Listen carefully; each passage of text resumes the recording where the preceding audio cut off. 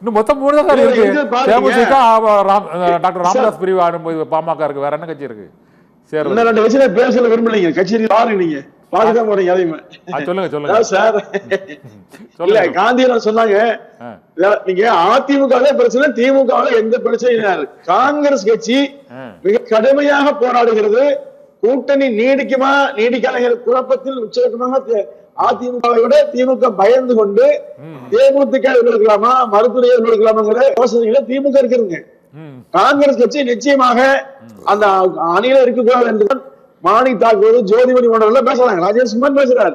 அப்போ மிகப்பெரிய அச்சத்தை திமுக ஏற்கனவே தமிழ்நாடு மக்கள் அந்த ஆட்சி மீது அழுத்திருக்காங்க. இப்போ கூட்டணி சேர்ந்து அழுத்திருவாங்க. அடுத்து விசிகாவும் சேர்ந்து சில உருவாக்குங்க.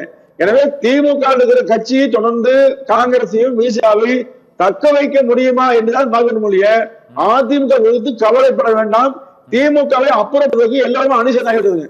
ஓகே, பொங்கல் பண்ணி எனக்கு என்னன்னா, டாக்டர் ராமதாஸ் இல்லாத பாமக, அண்ணாமலை இல்லாத பாரதிய ஜனதா கட்சி, தேமுதிகவும் ஒன்றும் வரல, இப்படி எல்லாமே ஒரு பாதி இருக்க மாதிரி ஒரு ஃபீல் இருக்கு. ஓபிஎஸ் இல்லாத அதிமுக சார் திருவாரூர் காந்தி சாருக்கு சொல்றாரு.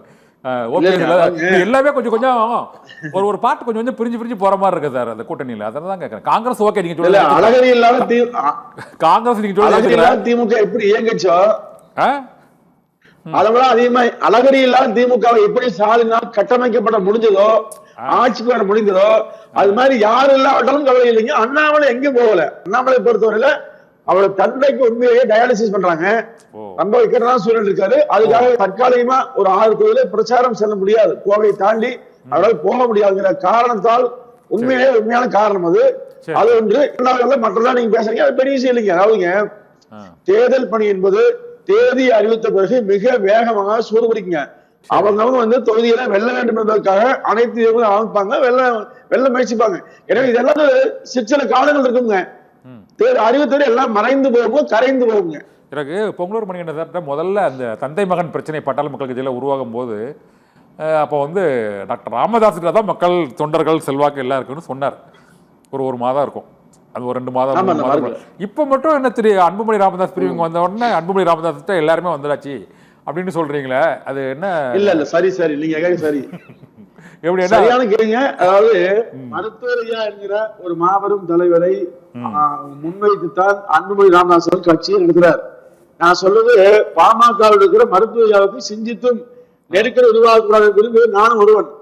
ஆனால் அந்த இன்னைக்கு மருத்துவரையாவை விட அன்புமணி தான் திமுக மீதான கணையை வீசிட போது அந்த சமூகமும் அந்த கட்சியில் மக்கள் விரும்புகிறார்.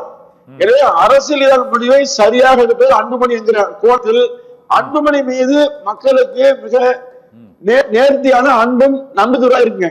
அந்த அடிப்படையில் அன்புமணி என்ன சொல்றாரோ அதை கேட்டு அரசு முடிவு எடுப்பாங்க.